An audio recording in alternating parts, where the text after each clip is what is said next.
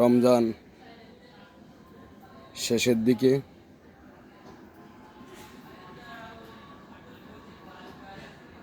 আল্লাহ আমাদের সকল গুনাহ খাতা মাফ করে দাও।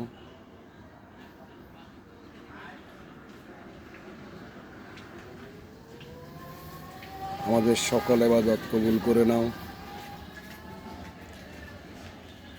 আমাদের সকল মনের আশা পূরণ করো।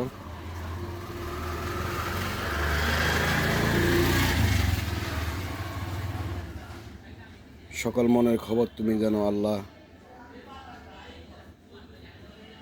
সকল মনের আশা পূরণ করিও এই রমজান মাসের উসিলায়। আর সকল কবরবাসীদের গুনাহ খাতা মাফ করে দিও আল্লাহ। আমার বাবা সহ দাদা দাদি নানা নানি সহ অনেক কবরবাসী আছে, অনেকের পিতামাতা আত্মীয় স্বজন আছে, সকলের গুনাহ খাতা মাফ করে দিও আল্লাহ এই রমজান মাসের উসিলায় আল্লাহ।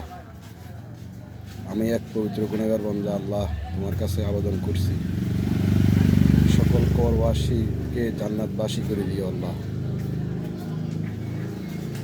আসসালামু আলাইকুম।